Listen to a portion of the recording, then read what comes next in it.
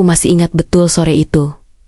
Langit Surabaya seperti sengaja ikut meredup, seolah tahu akan badai apa yang segera menghantam hatiku. Aku duduk di sofa ruang keluarga, memandangi pintu ruang kerja Mas Riko yang tertutup rapat. Lagi-lagi, sudah berbulan-bulan sejak pandemi memaksa kami WFH.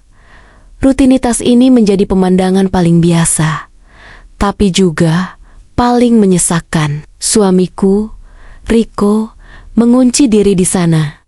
Katanya sibuk rapat, sibuk bekerja. Tapi ada yang aneh, sangat aneh. Sebelum ceritanya dimulai, silakan tulis di kolom komentar dari daerah mana saja teman-teman yang menonton cerita ini. Jangan lupa like dan subscribe agar channel ini bisa semakin berkembang. Ya, kecurigaan ini sudah tumbuh perlahan, seperti benalu yang melilit batinku. Awalnya, aku tidak terlalu memikirkannya. Wajar saja Riko butuh konsentrasi penuh saat bekerja dari rumah. Apalagi pekerjaannya di bidang IT memang menuntut fokus tinggi. Tapi seiring waktu, pola-pola aneh mulai muncul. "Sayang, sudah makan?" tanyaku suatu siang. Mengetuk pintu ruang kerjanya pelan. Tidak ada jawaban. Aku mendekatkan telingaku ke pintu. Samar-samar ku dengar suara ketikan keyboard yang cepat, diselingi tawa kecil yang aneh. Tawa itu bukan tawa karena lelucon dari rekan kerja, tapi lebih seperti tawa genit. Entah bagaimana aku bisa merasakannya. "Mas Riko," panggilku lagi. Kali ini sedikit lebih keras. Pintu tiba-tiba terbuka, membuatku terlonjak kaget. Riko berdiri di ambang pintu, wajahnya memerah, rambutnya sedikit acak-acakan, matanya berbinar. Ekspresinya sangat bersemangat. Terlalu bersemangat untuk seseorang yang baru saja rapat membahas proyek server atau apapun itu yang selalu dia ceritakan dengan nada datar. Kamu sayang, maaf, lagi seru banget tadi. Ada apa?" tanyanya. Senyumnya terlalu lebar. Aku mengerutkan kening. "Sudah makan? Aku sudah siapkan nasi goreng kesukaanmu." "Oh, ya ampun, aku sampai lupa waktu. Pasti enak banget sayang. Nanti ya, 5 menit lagi, ini tinggal closing." Dia mengangguk-angguk, lalu buru-buru menutup pintu kembali sebelum aku sempat bertanya lebih jauh. "Closing? Rapat apa yang sampai harus lupa makan?" Dan wajahnya jadi semeringah begitu, gumamku sendiri.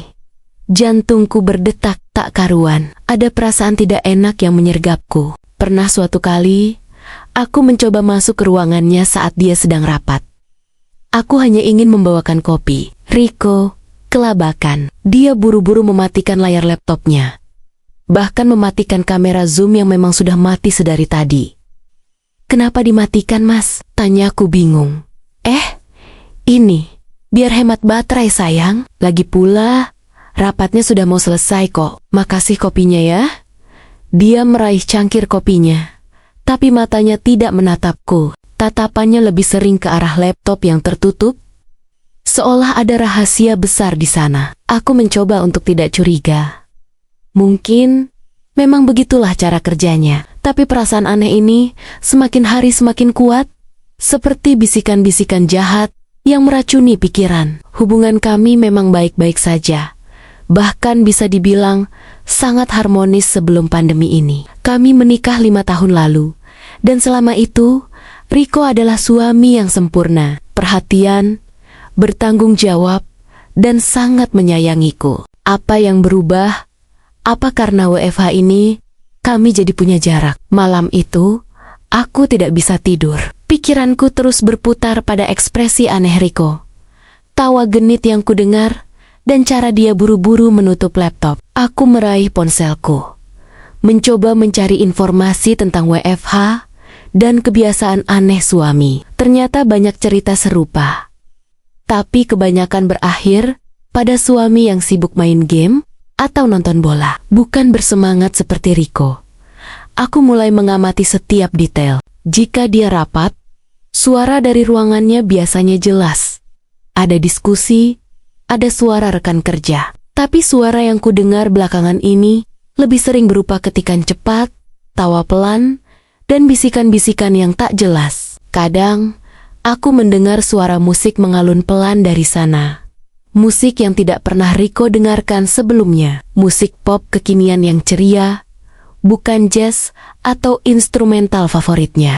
Mas Riko, nanti malam kita makan di luar yuk. Sudah lama kita tidak kencan, ujarku suatu hari, mencoba memancingnya. Riko menoleh dari layar laptopnya, senyumnya lagi-lagi terlalu lebar. Wah, ide bagus, sayang, tapi aku ada deadline mendadak malam ini.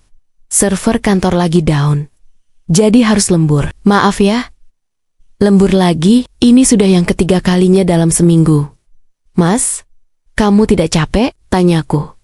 Mencoba menyembunyikan kekecewaan dan kecurigaan. Demi masa depan kita, sayang. Nanti kalau proyek ini sukses, kita bisa liburan ke Bali, ya?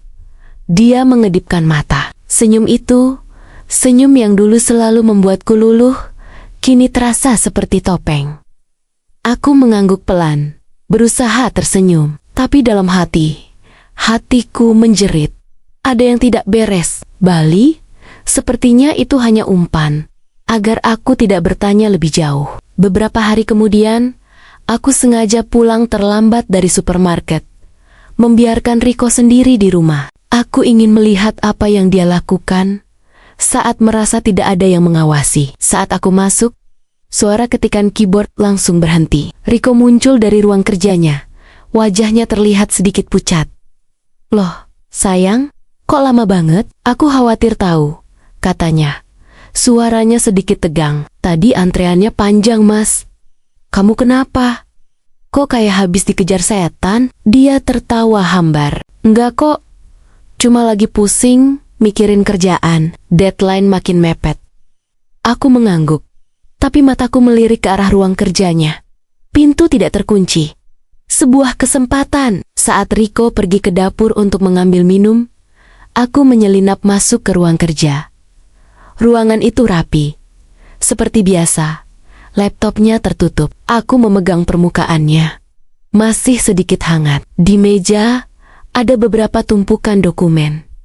Aku menggeser mouse. Layar laptop menyala. Ada tampilan login screen. Dia cepat sekali menguncinya. Aku mencoba mengamati sekeliling. Tidak ada yang aneh. Namun, di bawah tumpukan dokumen, aku melihat selembar kertas kecil. Itu bukan kertas kantor, lebih mirip selembar catatan kecil dari buku harian atau semacamnya. Aku meraihnya. Di situ tertulis, dengan tulisan tangan yang rapi, jangan lupa chat Nona Bunga pukul 20. Nona Bunga? Siapa Nona Bunga? Jantungku berdebar kencang. Tanganku gemetar. Ini bukan jadwal rapat.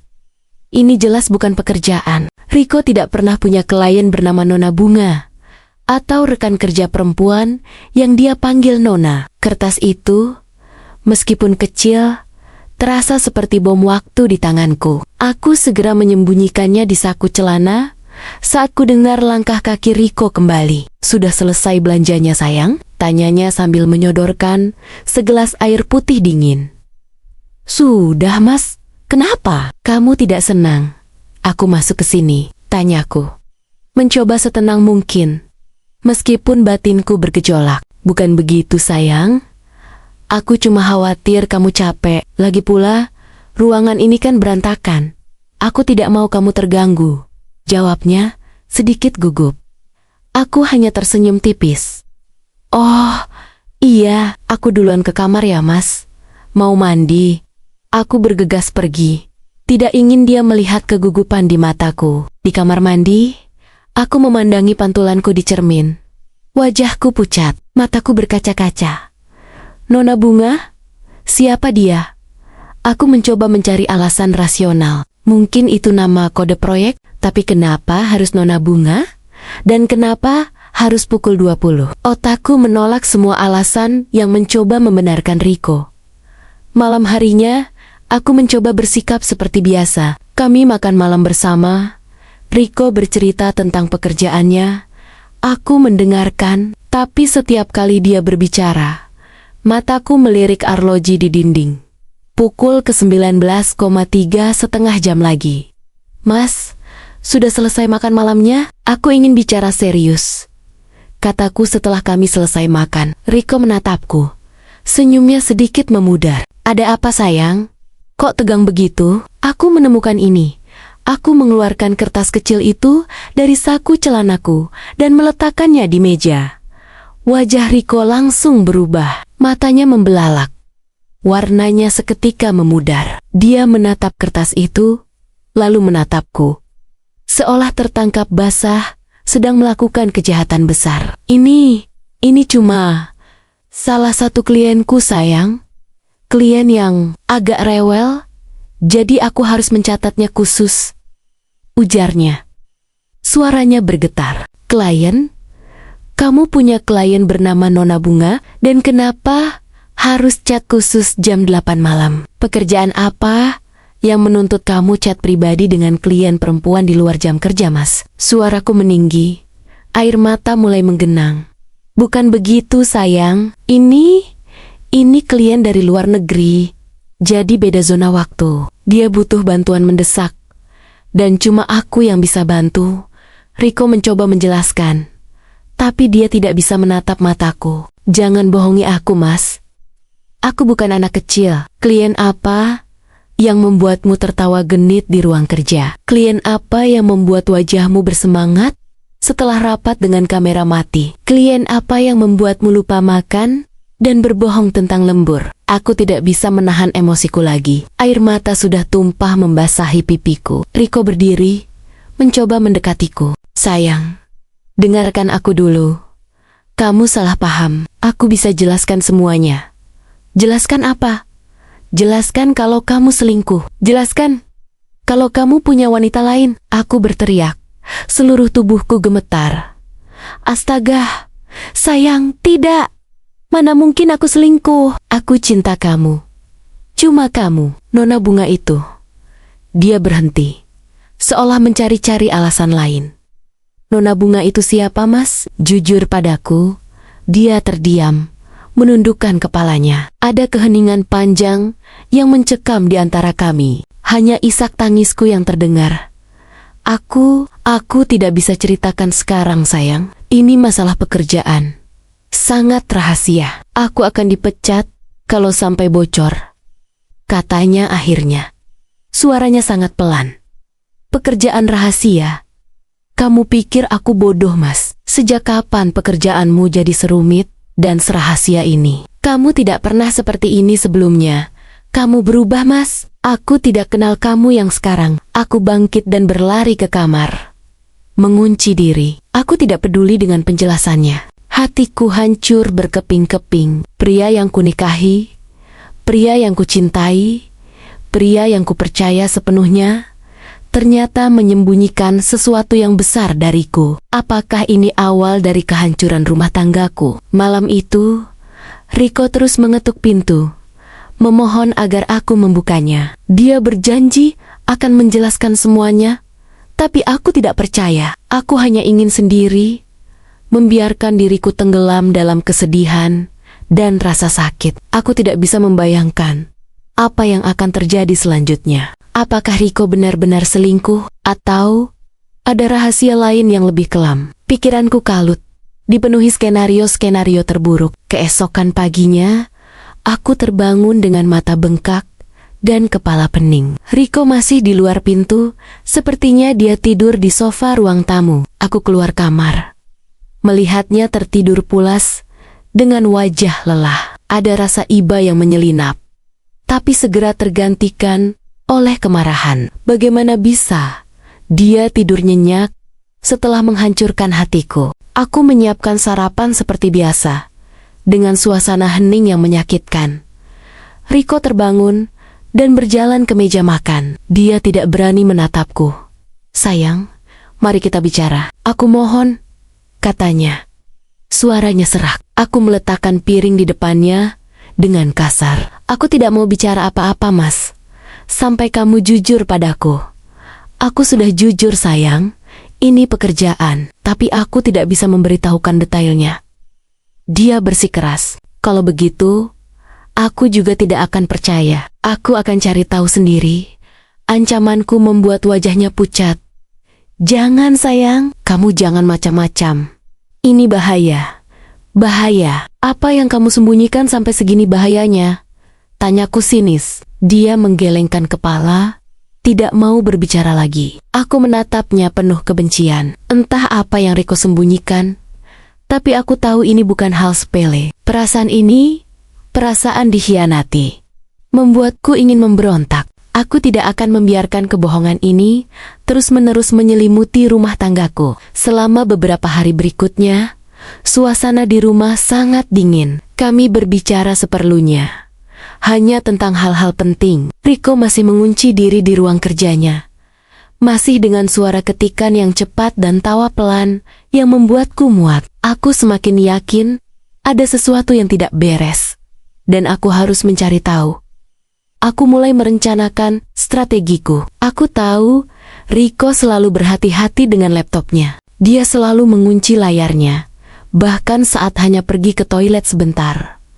Aku harus mencari celah. Ponselnya juga selalu dalam genggamannya. Mustahil untuk memeriksa ponselnya tanpa dia sadari. Target utamaku adalah ruang kerjanya. Aku tahu dia punya lemari arsip yang terkunci. Mungkin ada petunjuk di sana, atau mungkin ada flash disk tersembunyi, atau hard drive eksternal. Aku harus masuk ke sana saat dia tidak ada. Kesempatan itu datang pada hari Minggu. Riko bilang dia harus ke kantor untuk mengambil beberapa berkas penting yang tertinggal. Ini aneh, karena selama WFH, dia selalu bilang tidak perlu ke kantor. Tapi aku tidak protes. Aku pura-pura sibuk dengan pekerjaan rumah. Aku pergi dulu ya sayang. Mungkin agak siang baru pulang, katanya sambil mencium keningku. Aku tidak membalas ciumannya. Hati-hati mas, kataku datar. Begitu pintu depan tertutup, aku langsung berlari ke ruang kerja Riko. Jantungku berdebar kencang, seperti detak jam yang menghitung mundur waktu. Pintu tidak terkunci. Aku masuk. Aroma kopi dan aroma khas Riko menyambutku. Aku melihat sekeliling. Laptopnya tertutup, meja kerjanya rapi. Aku mulai menggeledah. Laci-laci meja, tumpukan buku, rak-rak, tidak ada apa-apa yang mencurigakan. Aku mencari di bawah meja, di belakang monitor, di sela-sela buku. Nihil. Rasa frustrasiku memuncak.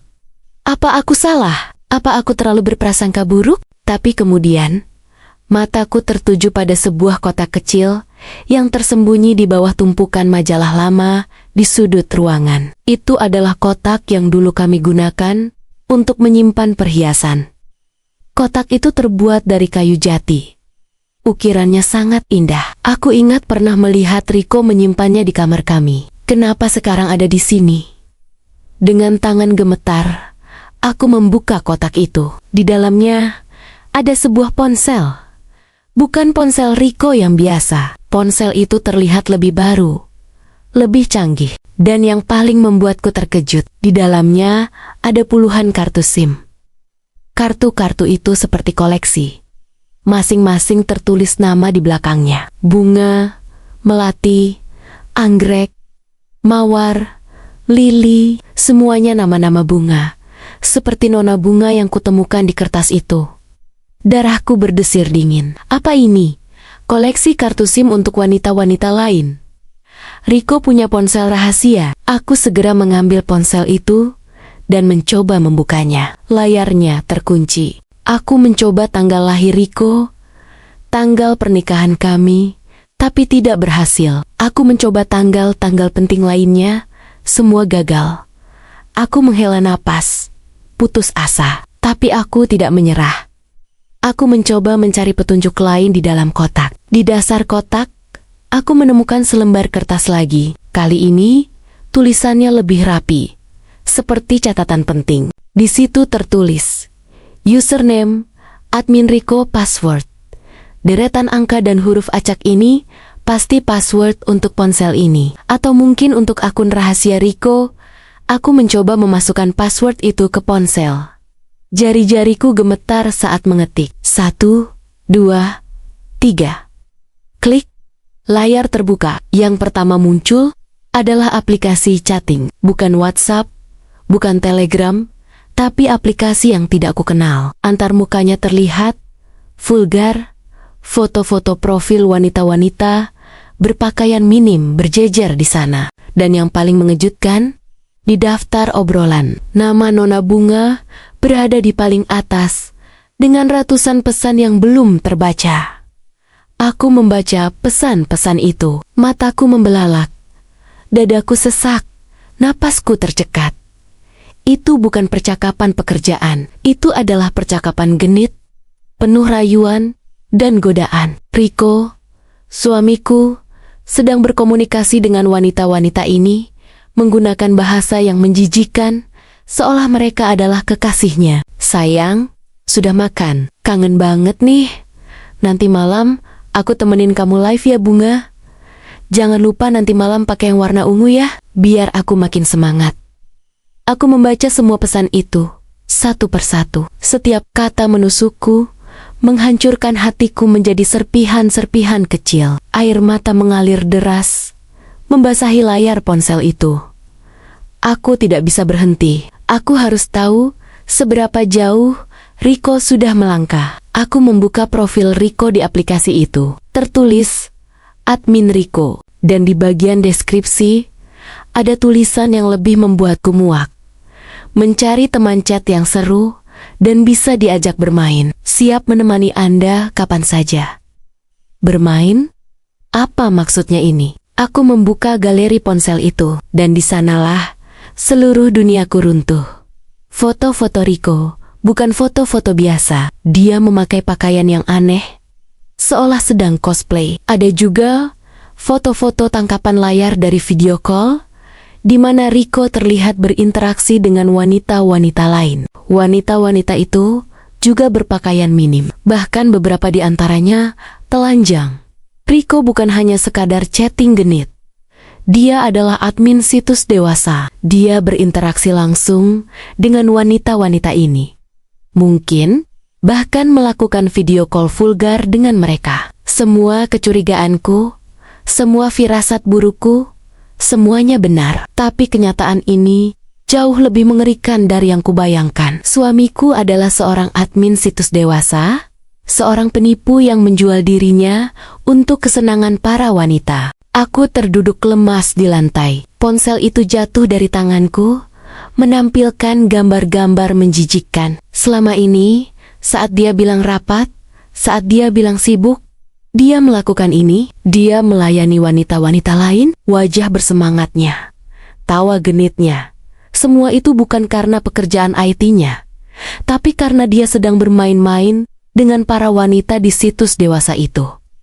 Bagaimana bisa Riko, suamiku, melakukan hal serendah ini? Aku mengingat kembali setiap momen yang kami lewati, setiap sentuhan, setiap ciuman, setiap janji. Apakah semuanya palsu? Apakah aku hanyalah satu dari sekian banyak wanita yang dia tipu? Aku menatap kosong ke ponsel di lantai, kecewa, marah, jijik, semua emosi campur aduk menjadi satu. Aku mengambil ponsel itu lagi, mengunci layarnya, dan memasukkannya kembali ke dalam kotak. Aku mengembalikan kotak itu ke tempatnya semula, di bawah tumpukan majalah. Aku tidak ingin Riko tahu, kalau aku sudah tahu. Belum. Aku butuh waktu untuk mencerna semua ini. Aku butuh waktu untuk merencanakan langkah selanjutnya. Aku keluar dari ruang kerja, menutup pintu pelan. Aku tidak tahu harus kemana, harus berbuat apa. Seluruh tubuhku terasa lemas.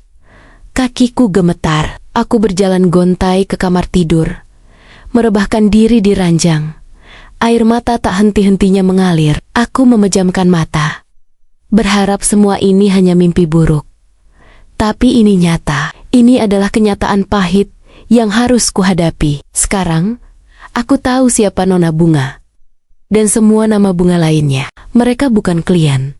Mereka adalah para wanita yang Riko layani di situs dewasa itu. Dan rapat yang selalu dia bilang sibuk itu adalah sesi live chat atau video call dengan mereka. Semua kebohongan, semua kepalsuan terkuak di hadapanku. Aku tidak tahu berapa lama aku menangis di ranjang. Yang jelas, Saat aku terbangun, langit sudah gelap.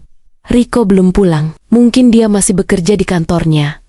Atau mungkin dia sedang bersama klien lainnya. Aku merasa mual, perutku perih. Aku merasa seperti dicemari. Aku harus kuat. Aku tidak bisa terus-menerus menangis. Aku harus menghadapi ini. Aku harus berpikir jernih. Tapi bagaimana? Bagaimana aku bisa menghadapi pria yang sudah menghancurkan hatiku sehancur-hancurnya? Tiba-tiba, ponselku berdering. Itu Reni, sahabatku. Aku ragu-ragu mengangkatnya. Aku tidak ingin dia mendengar suaraku yang parau. Tapi aku juga butuh seseorang untuk bicara. Halo Ren, suaraku bergetar. Mira, kamu kenapa? Suaramu kok aneh? Reni langsung menyadarinya. Enggak apa-apa. Kok cuma lagi sedikit tidak enak badan? Aku mencoba berbohong. Jangan bohong. Aku tahu kamu. Ada apa? Riko bikin ulah lagi. Aku terdiam. Reni memang sangat peka. Dia tahu Riko sering aneh. Bahkan sebelum aku sendiri menyadarinya. Aku merasa tidak bisa menyimpan ini sendiri lagi. Aku butuh bantuan. Ren, aku menemukan sesuatu. Sesuatu apa yang bikin kamu sampai nangis begitu? Aku menceritakan semuanya. Dari awal kecurigaanku, insiden kertas nona bunga, sampai penemuan ponsel rahasia Riko dan apa yang ada di dalamnya. Reni terdiam di ujung telepon. Aku bisa mendengar napasnya yang berat. Apa? Ya ampun Mir. Aku tidak percaya Riko. Yang kalem dan baik begitu, itu tidak mungkin. Serunya, suaranya naik beberapa oktav. Aku juga tidak percaya Ren. Tapi aku melihatnya sendiri. Semua buktinya ada di sana. Jadi dia itu admin situs dewasa?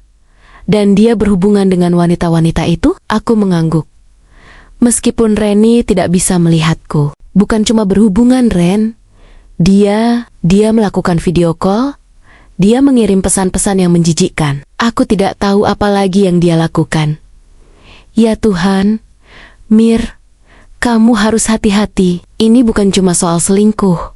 Ini sudah kejahatan siber. Dia bisa kena masalah hukum. Aku tahu, Ren. Tapi yang terpenting sekarang, aku harus bagaimana? Aku tidak bisa terus hidup bersamanya setelah ini. Kamu harus minta penjelasan, Mir.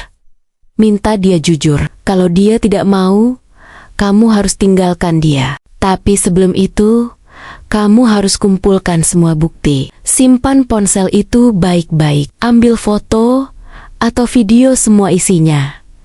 Nasihat Reni membuatku sedikit lebih tenang. Dia benar. Aku harus tenang dan strategis. Aku tidak bisa bertindak gegabah. Aku harus punya bukti kuat sebelum menghadapinya. Terima kasih Ren. Kamu memang sahabat terbaikku. Kataku, air mataku kembali mengalir. Tapi kali ini bukan karena kesedihan semata, melainkan karena rasa lega. Sudah, jangan nangis lagi. Kamu kuat, Mir. Aku akan selalu ada untukmu. Kalau butuh apa-apa, langsung telepon aku. Aku akan langsung datang. Setelah menutup telepon, aku merasa sedikit lebih berani. Aku tidak sendirian. Aku punya Reni.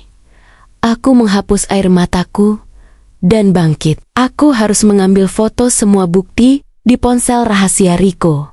Ini penting untuk masa depanku. Dengan tangan masih sedikit gemetar, aku kembali ke ruang kerja. Aku mengambil ponsel rahasia itu dari kotaknya, menyalakannya, dan mulai memotret setiap percakapan, setiap foto, setiap video call yang ada di dalamnya. Aku juga memotret puluhan kartu SIM dengan nama-nama bunga yang berbeda. Aku memindahkan semua foto itu ke ponselku sendiri, lalu mengunggahnya ke cloud storage sebagai cadangan. Aku harus memastikan semua bukti ini aman. Selesai dengan itu, aku mengembalikan ponsel rahasia itu ke tempatnya. Aku duduk di kursi kerja Riko, menatap laptopnya yang tertutup. Pikiranku berkelana, bagaimana ini bisa terjadi? Apa yang membuat Riko berubah? Apakah karena tekanan pekerjaan? Atau karena dia memang punya sisi gelap yang selama ini tidak pernah ku tahu? Aku tidak tahu berapa lama aku duduk di sana, merenungkan semua ini. Sampai aku mendengar suara kunci pintu depan. Riko sudah pulang. Jantungku langsung berdebar kencang. Aku buru-buru keluar dari ruang kerja, memastikan pintu tertutup rapat, dan berjalan ke ruang tamu dengan wajah setenang mungkin. "Sudah pulang, Mas?" tanyaku. Nadaku datar. Riko menoleh. Wajahnya terlihat lelah, tapi ada sedikit senyum yang dipaksakan. "Iya sayang, maaf ya. Tadi lama banget, pekerjaannya menumpuk." Aku hanya mengangguk. Dia tidak tahu, aku sudah tahu segalanya. Aku melihat ke arahnya, mencoba mencari tahu apakah ada penyesalan di matanya. Tapi yang kulihat hanyalah wajah lelah dan ekspresi yang sulit diartikan. "Kamu sudah makan?" tanyanya. "Sudah, aku makan mie instan tadi," jawabku.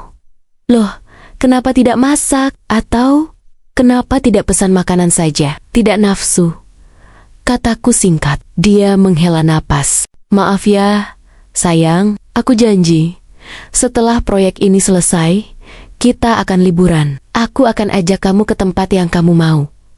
Janji-janji kosong. Aku muak mendengarnya, tapi aku menahan diri. Belum waktunya. Aku harus menunggu momen yang tepat untuk menghadapinya. Malam itu, Riko masih masuk ke ruang kerjanya. Aku tahu dia akan kembali dengan pekerjaannya. Aku berbaring di ranjang, memejamkan mata, tapi tidak bisa tidur. Pikiranku terus-menerus memutar ulang semua bukti yang kutemukan. Percakapan genit, foto-foto vulgar, kartu-kartu SIM, semuanya seperti pisau yang mengiris hatiku. Aku memutuskan untuk tidak tidur, setidaknya sampai Riko selesai dengan pekerjaannya. Aku ingin melihat apakah dia akan kembali ke kamar atau tidur di sofa seperti beberapa malam terakhir. Aku ingin tahu apakah dia masih berani tidur di sampingku setelah semua yang dia lakukan. Pukul 2 dini hari, aku mendengar pintu ruang kerja terbuka. Riko berjalan pelan menuju kamar. Dia membuka pintu, mengintip ke dalam. Aku pura-pura tidur. Napasku teratur. Dia masuk, melepas pakaiannya, lalu merebahkan diri di sampingku. Aku bisa merasakan kehangatan tubuhnya, bau parfumnya, tapi semua itu terasa menjijikkan. Bagaimana bisa aku berbagi ranjang dengan pria yang melakukan hal-hal kotor seperti itu? Aku menahan napas, menahan air mata yang mendesak keluar. Aku berpura-pura tidur sampai pagi. Beberapa hari kemudian, aku memutuskan untuk bertindak. Aku tidak bisa terus hidup dalam kebohongan ini. Aku harus menghadapi Riko. Aku harus mendapatkan pengakuannya. Aku mengirim pesan ke Reni. "Ren, aku akan bicara dengan Riko hari ini. Doakan aku." Reni membalas cepat. "Hati-hati Mir. Kumpulkan keberanianmu. Aku siap datang kalau kamu butuh." Aku menunggu Riko pulang dari kantornya. Saat dia masuk, aku sudah duduk di ruang tamu. Dengan wajah serius, Riko merasakan ada sesuatu yang berbeda. Dia menatapku dengan tatapan khawatir. "Ada apa sayang? Kok tegang begitu?" tanyanya. "Duduk Mas, ada yang harus kita bicarakan." Dia duduk di depanku, ekspresinya gelisah. Aku menatap matanya, mencoba mencari kejujuran di sana. Tapi yang kulihat hanyalah ketakutan dan rasa bersalah. "Mas, aku tahu semuanya." Wajah Riko langsung memucat. Dia menelan ludah. "Tahu? Tahu apa sayang?" Aku mengeluarkan ponselku, membuka galeri foto, dan menyodorkannya padanya. Foto-foto percakapan vulgar, foto-foto Riko dengan wanita-wanita lain, semua terpampang di sana. "Ini semua Mas, semua kebusukanmu. Aku tahu kamu bukan admin IT biasa. Kamu admin situs dewasa. Kamu menipu aku. Kamu mengkhianati aku." Suaraku bergetar hebat, tapi aku berusaha untuk tetap kuat. Riko menatap ponsel itu, lalu menatapku. Matanya membelalak, wajahnya merah padam, lalu pucat pasi. Dia tidak bisa berkata-kata. Dia hanya terdiam, membeku di tempatnya. Kenapa, Mas? Kenapa kamu melakukan ini padaku? Apa kurangnya aku? Apa yang salah denganku? Tanyaku. Air mata mulai mengalir lagi. Dia akhirnya membuka mulutnya. Suaranya sangat pelan, nyaris seperti bisikan. Maafkan aku, sayang. Aku tidak bermaksud. Tidak bermaksud. Tidak bermaksud apa, Mas? Tidak bermaksud menipu aku. Tidak bermaksud menghancurkan rumah tangga kita. Aku terpaksa, sayang. Aku butuh uang. Gaji dari kantor tidak cukup untuk kita. Penjelasan itu membuatku terdiam. Uang? Kamu butuh uang? Kenapa tidak bilang padaku? Kenapa kamu tidak mencari pekerjaan sampingan yang halal? Kenapa harus seperti ini? Aku tidak tahu harus bagaimana. Temanku yang memperkenalkan pekerjaan ini, dia bilang gajinya besar dan cuma perlu waktu luang. Aku tergoda, sayang. Aku cuma ingin kita hidup lebih nyaman. Aku tertawa sinis. Hidup lebih nyaman? Dengan uang haram, Mas? Dengan menipu dan menjual diri seperti ini? Kamu pikir aku akan bangga dengan itu? Kamu pikir aku akan nyaman dengan uang hasil kotor seperti ini? Dia menundukkan kepala. Tidak berani menatapku. Aku tahu aku salah. Sayang, aku khilaf. Aku janji akan berhenti. Aku janji tidak akan melakukannya lagi. Berhenti? Semudah itu, Mas? Setelah semua ini, setelah kamu menghancurkan kepercayaanku, menghancurkan hatiku, kamu pikir aku bisa langsung percaya lagi? Aku bangkit, berjalan mondar-mandir di depannya. Emosiku meluap. Aku tidak bisa percaya padamu lagi, Mas. Kamu sudah berbohong padaku selama berbulan-bulan. Setiap kali kamu bilang rapat, setiap kali kamu tersenyum bersemangat, aku tidak pernah tahu itu. Karena kamu sedang melayani wanita-wanita lain di situs kotor itu. Aku merasa jijik, Mas. Jijik denganmu. Riko mengangkat kepalanya. Matanya berkaca-kaca. Sayang, aku mohon, beri aku kesempatan kedua. Aku akan berubah. Aku akan berhenti dari pekerjaan ini. Aku akan mencari pekerjaan lain. Apapun, asal kamu mau memaafkan aku. Kesempatan kedua? Apa kamu pikir aku bisa melupakan semua ini? Aku tidak tahu. Apakah aku bisa menatap matamu lagi tanpa melihat semua kebohongan itu, Mas? Aku berjalan ke kamar, mengambil koperku, dan mulai memasukkan pakaianku ke dalamnya. Riko bangkit dan mengikutiku. Kamu mau kemana, sayang? Jangan tinggalkan aku. Dia mencoba meraih tanganku, tapi aku menepisnya. Aku tidak bisa tinggal di sini, Mas. Aku tidak bisa tinggal denganmu. Aku butuh waktu untuk berpikir, untuk menyembuhkan hatiku. Aku akan pergi ke rumah orang tuaku.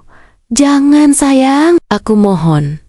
Kita bisa bicarakan ini baik-baik. Kita bisa cari solusinya. Jangan sampai orang tuamu tahu. Mereka pasti kecewa. Mereka akan lebih kecewa kalau tahu menantunya melakukan hal sebusuk ini. Aku tidak peduli, Mas. Aku sudah muak dengan semua kebohonganmu. Aku terus memasukkan pakaianku ke dalam koper. Riko berdiri di ambang pintu, menatapku dengan tatapan putus asa. Air matanya mulai mengalir. Aku janji, sayang, aku akan berhenti. Aku akan menyerahkan diri ke polisi kalau perlu, asal kamu tidak pergi. Penawarannya mengejutkanku. Menyerahkan diri ke polisi. Aku tahu pekerjaan itu ilegal, tapi aku tidak menyangka Riko akan sejauh itu. Ini bukan soal polisi, Mas. Ini soal kepercayaan, soal hati yang sudah kamu hancurkan. Aku menutup koperku. Aku tidak membawa banyak barang, hanya pakaian seperlunya. Aku butuh menjauh dari sini, dari Riko, dari semua kenangan pahit ini. Aku keluar dari kamar, Riko mengikuti di belakangku. Aku berjalan ke pintu depan. Sayang, aku mohon, jangan pergi. Aku tidak bisa hidup tanpamu, katanya. Suaranya parau. Aku berhenti di ambang pintu, menatapnya. Kamu harus berpikir, Mas. Kamu harus merenungkan semua yang sudah kamu lakukan. Kalau kamu memang ingin berubah, buktikan itu. Bukan dengan kata-kata, tapi dengan perbuatan. Aku akan kembali Kalau aku melihat kamu benar-benar serius. Aku membuka pintu, melangkah keluar. Riko masih berdiri di sana, menatapku dengan mata sembab. Aku tidak menoleh lagi. Aku tidak bisa. Hatiku terlalu sakit. Aku memanggil taksi online. Saat taksi datang, aku masuk tanpa ragu. Aku melihat Riko masih berdiri di ambang pintu, menatapku sampai taksi menjauh. Aku tidak tahu apa yang akan terjadi selanjutnya. Aku tidak tahu apakah rumah tangga kami bisa diperbaiki. Tapi yang jelas, aku tidak bisa lagi tinggal dalam kebohongan. Perjalanan ke rumah orang tuaku terasa sangat panjang. Pikiranku kalut, hatiku sakit. Aku memegang ponselku erat-erat. Di dalamnya tersimpan semua bukti kebusukan Riko. Ini adalah senjata terakhirku untuk berjaga-jaga jika Riko tidak menepati janjinya. Aku tiba di rumah orang tuaku. Ibuku langsung memelukku erat, melihat mataku yang bengkak dan wajahku yang pucat. Aku menceritakan semuanya pada mereka. Ayah dan ibuku sangat terkejut, marah, dan sedih. Tapi mereka mendukungku. Mereka bilang aku sudah melakukan hal yang benar. Beberapa hari setelah itu, Riko terus menghubungiku. Dia mengirim pesan, menelepon, bahkan datang ke rumah orang tuaku. Tapi aku menolak untuk menemuinya. Aku butuh waktu. Aku butuh melihat keseriusannya. Akhirnya, setelah seminggu, ibuku membujukku untuk berbicara dengan Riko, tapi hanya berdua, tanpa aku. Riko menceritakan semuanya kepada ibuku, mengakui kesalahannya, dan berjanji akan berubah. Dia juga memberitahu bahwa dia sudah berhenti dari pekerjaan haram itu. Bahkan sudah melaporkan teman yang menjerumuskannya ke polisi. Dia bilang dia akan bekerja serabutan dulu untuk memenuhi kebutuhan hidupnya. Ibuku menceritakan semua itu padaku dengan nada sedih, tapi juga penuh harapan. Aku tahu ini tidak mudah untuk memaafkan, untuk melupakan. Tapi aku juga melihat penyesalan tulus di mata Riko.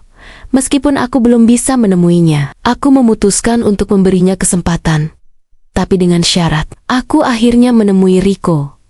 Wajahnya terlihat kurus dan lelah, matanya sembab, seolah dia juga tidak tidur. Aku sudah dengar semuanya dari ibu. Kataku datar. Sayang, terima kasih sudah mau menemuiku. Aku tahu aku tidak pantas mendapatkan ini. Tapi aku mohon, beri aku kesempatan. Katanya, berlutut di depanku. Aku akan memberimu kesempatan, Mas. Tapi ini adalah kesempatan terakhir. Kamu harus membuktikan bahwa kamu benar-benar berubah. Kamu harus jujur padaku. Tidak ada lagi rahasia. Dan kamu harus mencari pekerjaan yang halal. Seberat apapun itu, aku janji sayang, aku akan melakukan apapun. Aku akan membuktikan padamu. Aku melihat kesungguhan di matanya. Aku tahu ini akan menjadi jalan yang panjang dan sulit. Tapi aku mencintai Riko. Dan aku percaya setiap orang berhak atas kesempatan kedua. Terutama jika ada penyesalan tulus. Aku tidak langsung kembali ke rumah kami. Aku masih tinggal di rumah orang tuaku selama beberapa minggu lagi.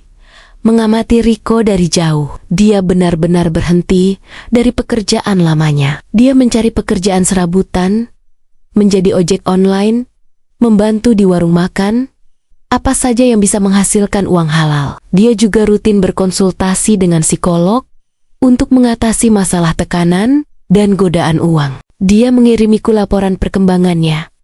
Tanpa aku minta, dia mencoba menebus kesalahannya. Perlahan, hatiku mulai melunak. Aku melihat perjuangannya.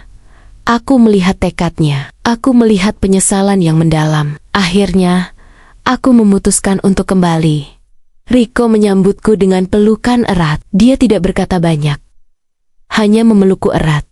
Seolah takut, aku akan menghilang lagi. Aku tidak akan menyia-nyiakan kesempatan ini, sayang. Aku akan memperbaiki semuanya. Aku janji. Bisiknya di telingaku. Waktu berlalu, Riko benar-benar berubah. Dia mendapatkan pekerjaan baru yang halal, meskipun gajinya tidak sebesar dulu. Tapi dia bekerja keras dan jujur. Dia tidak lagi mengunci diri di ruang kerja. Dia menjadi lebih terbuka, lebih perhatian. Kami mulai membangun kembali kepercayaan yang sempat hancur. Ini tidak mudah. Terkadang bayangan masa lalu masih menghantuiku, tapi kami menghadapinya bersama. Suatu sore, kami duduk di teras rumah, menikmati angin sepoi-sepoi Surabaya. Riko menggenggam tanganku. Aku bersyukur kamu memberiku kesempatan, sayang. Aku tidak tahu apa yang akan terjadi padaku kalau kamu pergi saat itu. Kita sama-sama belajar, Mas. Aku belajar untuk lebih peka, dan kamu belajar untuk lebih jujur. Mungkin ini cara Tuhan untuk menguji kita, kataku, tersenyum tulus. Riko mengangguk. Aku tidak akan pernah melupakan pelajaran ini. Uang bukanlah segalanya, dan kejujuran adalah harta yang paling berharga dalam sebuah hubungan. Konflik yang sempat merenggut kebahagiaan kami akhirnya berujung pada kebaikan.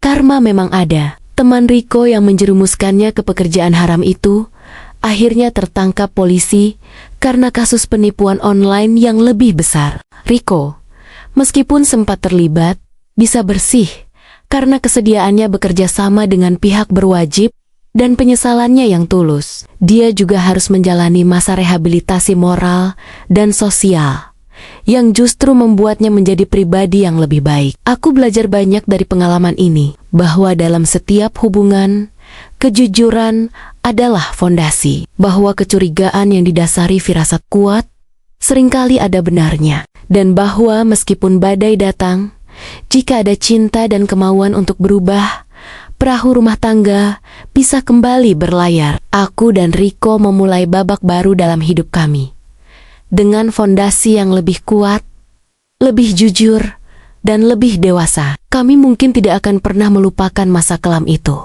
tapi kami akan menjadikannya pelajaran berharga. Aku menatap Riko, dan untuk pertama kalinya setelah sekian lama, aku melihat suamiku yang dulu lagi, penuh cinta, penuh kejujuran, dan penuh harapan. Ini adalah kemenangan terbesar dalam hidupku. Aku memutuskan untuk kembali. Riko menyambutku dengan pelukan erat. Dia tidak berkata banyak, hanya memelukku erat, seolah takut aku akan menghilang lagi. Aroma tubuhnya yang dulu selalu kurindukan, kini terasa berbeda. Ada bau keringat dan debu yang bercampur, pertanda dari pekerjaannya yang baru, yang jauh lebih jujur, tapi juga jauh lebih berat. Aku membalas pelukannya, mencoba mencari kembali kenyamanan yang sempat hilang. Sayang, aku tidak tahu harus bilang apa. Terima kasih, bisiknya di telingaku. Suaranya parau menahan tangis. Aku bisa merasakan pundaknya bergetar. Aku melepaskan pelukan itu perlahan, menatap wajahnya. Ada garis-garis kelelahan di sana, tapi juga sorot mata yang penuh penyesalan dan harapan. Aku juga tidak tahu, Mas.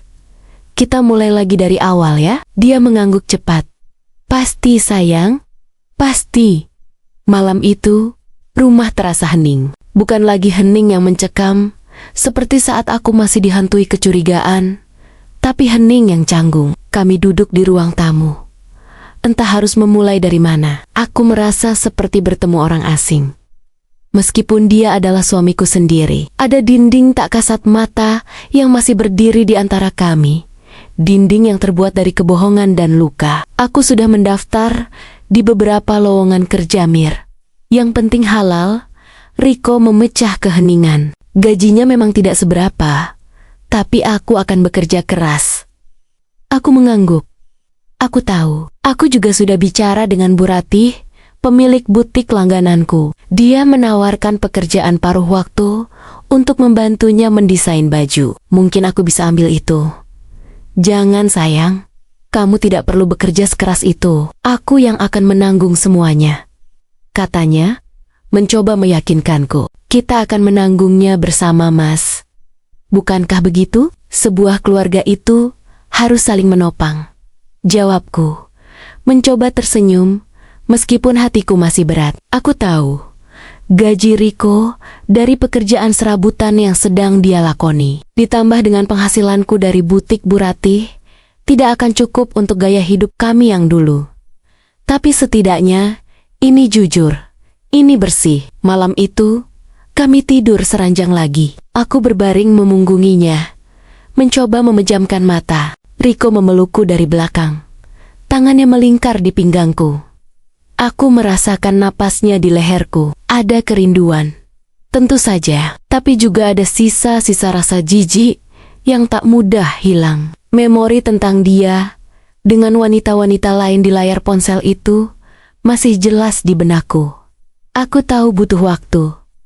Sangat banyak waktu. Maafkan aku, sayang. Bisiknya pelan. Maafkan aku untuk semuanya.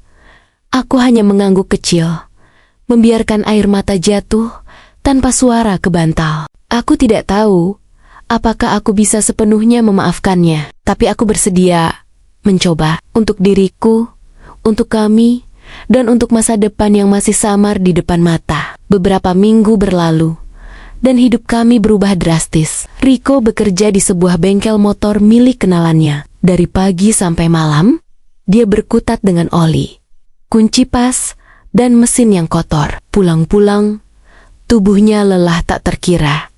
Tangannya kapalan dan menghitam. Wajahnya yang dulu terawat, kini terlihat lebih kasar. Namun, ada ketenangan dan kejujuran di matanya. Aku sendiri juga mulai bekerja paruh waktu di butik. Pekerjaan itu menyenangkan, tapi juga menguras energi. Satu hal yang tidak pernah Riko lewatkan adalah sesi konselingnya. Seminggu sekali, dia pergi ke psikolog yang direkomendasikan ibuku.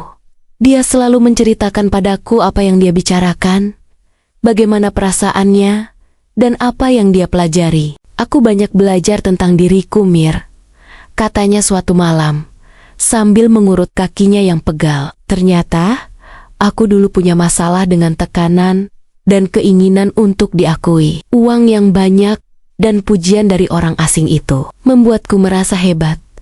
Padahal, itu semua palsu.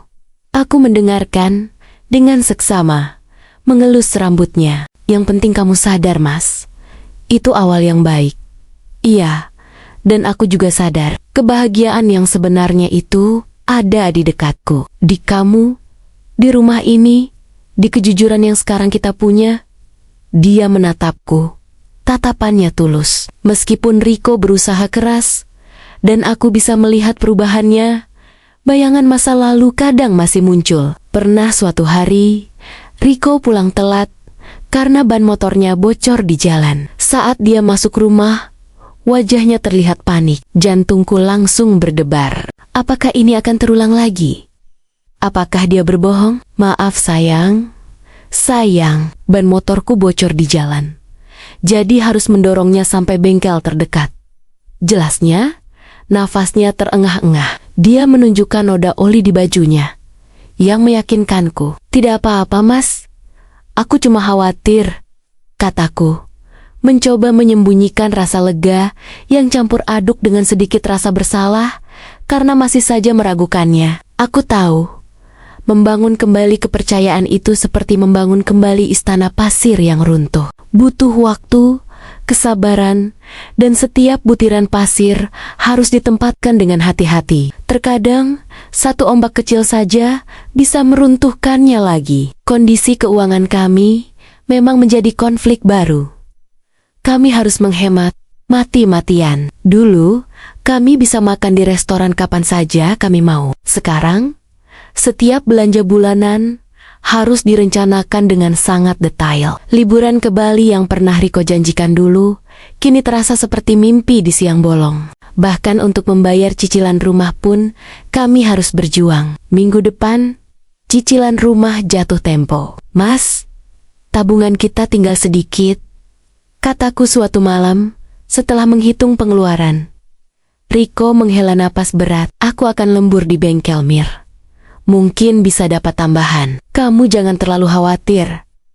Meskipun dia mencoba menenangkanku, aku bisa melihat beban di matanya. Beban itu juga kurasakan. Aku mulai mengambil lebih banyak jahitan di butik.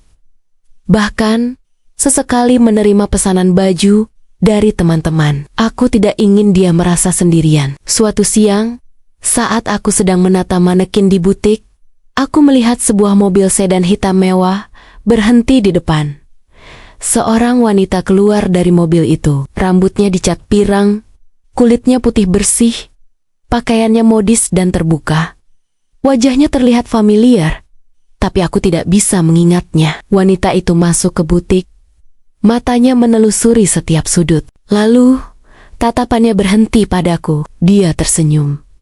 Senyum yang terasa aneh, seperti ada makna tersembunyi. "Permisi, apakah ini butik Bu Ratih?" tanyanya. Suaranya terdengar manja. "Iya, betul. Saya Mira, asisten Bu Ratih. Ada yang bisa saya bantu?" jawabku, ramah. Dia berjalan mendekatiku. Matanya masih menatapku dengan intens. "Mira, oh, nama yang cantik. Saya sepertinya pernah melihat Anda di suatu tempat." Jantungku berdebar. Di mana? Aku merasa tidak nyaman. Mungkin di acara pernikahan atau arisan? Dia tertawa kecil. Mungkin. Tapi entah kenapa, saya merasa kenal sekali.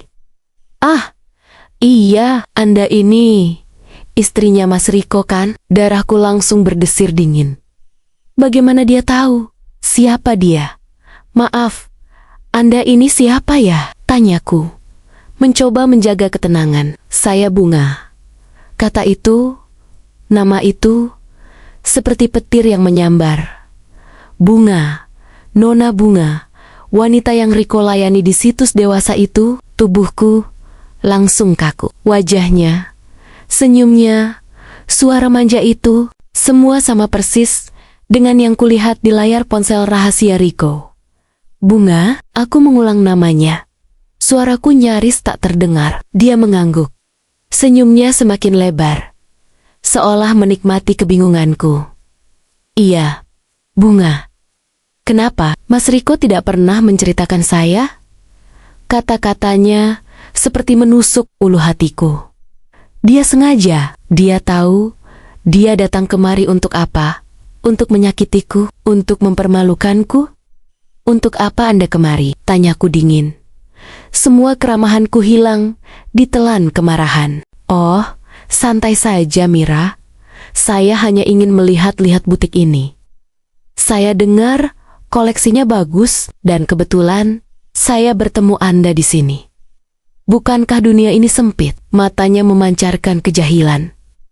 Aku menatapnya tajam. "Saya rasa tidak ada yang perlu Anda lihat di sini. Saya permisi." Aku berbalik, mencoba pergi ke ruangan lain. Tapi Bunga menahan lenganku. "Tunggu dulu Mira. Kita belum selesai bicara.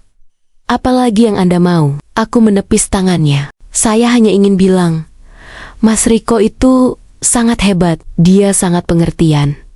Sangat seru." Saya cukup terkejut ketika dia tiba-tiba menghilang begitu saja. Padahal saya sudah mulai nyaman dengannya. Untung dia sempat memperkenalkan saya pada admin lain. Kata-katanya seperti ribuan jarum yang menusuk hatiku. Dia terang-terangan. Dia menyindirku. Dia ingin aku tahu bahwa Riko bukan hanya main-main, tapi dia sudah menjalin hubungan yang nyaman dengan wanita-wanita itu. Aku bisa merasakan air mataku mulai menggenang, tapi aku tidak akan membiarkannya melihatku rapuh. "Saya tidak peduli dengan omong kosong Anda. Riko sudah berubah. Dia tidak seperti yang Anda kenal dulu," kataku. Suaraku bergetar. Bunga tertawa, tawa yang meremehkan. "Benarkah? Benarkah? Semua pria itu sama saja, Mira. Mereka hanya akan berubah di depan pasangannya, tapi di belakang mereka tetaplah serigala yang lapar. Jangan terlalu naif. Anda tidak tahu apa-apa tentang suami saya." "Oh, saya tahu banyak Mira.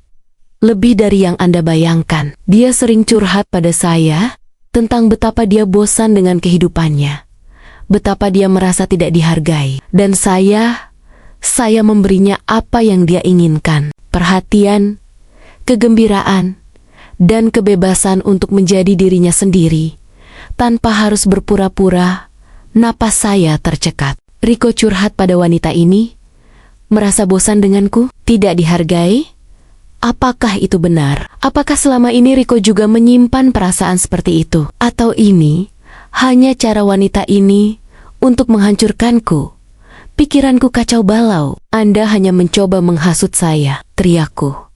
Tidak bisa menahan emosiku lagi. Saya hanya memberitahu fakta, sayang. Faktanya, Mas Riko itu sangat menikmati perannya sebagai admin Riko. Dia bahkan bilang, itu adalah jati dirinya yang sebenarnya. Sosok yang bebas, yang bisa melakukan apapun tanpa perlu khawatir dihakimi. Dan dia sangat menikmati setiap momennya dengan kami. Bunga tersenyum sinis, seolah dia baru saja menjatuhkan bom yang mematikan. Aku hanya bisa menatapnya. Terpaku, kakiku lemas. Seluruh tubuhku gemetar. Aku tidak bisa membantah kata-katanya. Ada bayangan Riko di layar ponsel yang vulgar. Riko yang bersemangat dengan tawa genitnya. Bukankah itu memang sosok yang bebas? Sosok yang tidak perlu berpura-pura? Bunga melangkah mendekat, berbisik di telingaku. Jadi, kalau dia tiba-tiba kembali ke jati dirinya yang dulu, jangan salahkan saya, Mira. Salahkan saja diri Anda sendiri, karena tidak bisa membuatnya bahagia. Selamat menikmati hidup Anda. Dia menarik diri, tersenyum mengejek, lalu berbalik dan berjalan keluar dari butik. Dia masuk ke mobil mewahnya dan pergi, meninggalkan aku dalam keadaan hancur lebur. Aku terduduk di lantai butik. Tanganku gemetar hebat. Semua yang sudah kulalui, semua perjuangan untuk memaafkan, untuk mencoba membangun kembali, seolah hancur dalam sekejap karena kata-kata wanita itu. Apakah Riko benar-benar merasa bosan denganku? Apakah dia benar-benar menganggap peran admin Riko itu adalah jati dirinya yang sebenarnya? Air mata mengalir deras, membasahi pipiku. Rasa sakit itu kembali, lebih parah dari sebelumnya. Aku merasa dikhianati lagi. Meskipun Riko tidak ada di sini, kata-kata Bunga menghantui pikiranku, meracuni setiap sudut hatiku. Aku tidak tahu apakah aku bisa bertahan dari ini. Aku tidak tahu apakah aku bisa terus mempercayai Riko setelah mendengar semua itu. Bu Ratih, pemilik butik, masuk dari ruangan belakang. Dia melihatku duduk di lantai dengan wajah sembab. Ya ampun, Mira, kamu kenapa? Ada apa? Tanyanya panik, menghampiriku. Aku hanya bisa menggelengkan kepala, tidak sanggup berkata apa-apa. Bu Ratih memelukku, mencoba menenangkanku. Aku tahu, dia tidak mengerti apa yang terjadi. Tapi kehadirannya sedikit menenangkan. Malam itu, saat Riko pulang, aku tidak bisa menyembunyikan kesedihanku. Mataku bengkak, wajahku pucat. Dia langsung menyadarinya. Sayang, kamu kenapa? Ada apa? Tanyanya, menghampiriku dengan wajah khawatir. Aku menatapnya. Amarah dan kekecewaan bercampur aduk. Aku bertemu dengannya, Mas. Aku bertemu Bunga. Wajah Riko langsung memucat. Dia terdiam, matanya membelalak, seolah tertangkap basah lagi. Dia bilang banyak hal, Mas. Dia bilang, kamu bosan denganku. Dia bilang, kamu merasa tidak dihargai. Dia bilang admin Riko adalah jati dirimu yang sebenarnya, yang bebas, yang bisa melakukan apapun tanpa perlu berpura-pura. Benarkah itu, Mas? Benarkah semua yang dia katakan? Tanyaku. Suaraku bergetar hebat. Riko menggelengkan kepala cepat. Tidak, sayang. Tidak benar. Dia berbohong. Dia hanya ingin menghancurkan kita. Tapi dia bilang, kamu curhat padanya. Dia bilang, kamu menikmati semua itu. Bagaimana aku bisa tahu mana yang benar, Mas? Bagaimana aku bisa tahu kalau kamu tidak akan kembali lagi ke semua kebusukan itu? Air mataku tumpah lagi.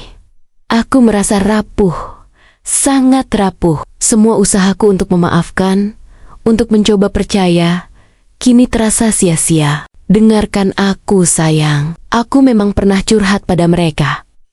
Tapi itu karena aku merasa sendiri, merasa tertekan. Aku tidak tahu harus bicara pada siapa saat itu. Aku tahu itu salah.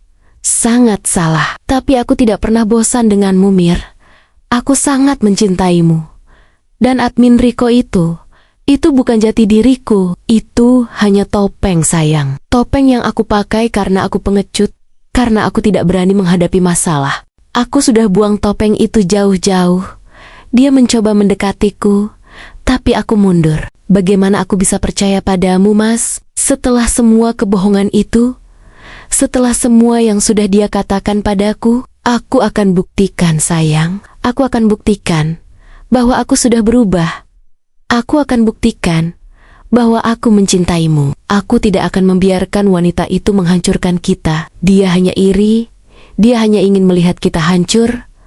Aku menatapnya, mencoba membaca kejujuran di matanya. Aku melihat keputusasaan, ketakutan, dan juga cinta. Tapi juga ada keraguan di hatiku. Apakah ini hanya pembelaan?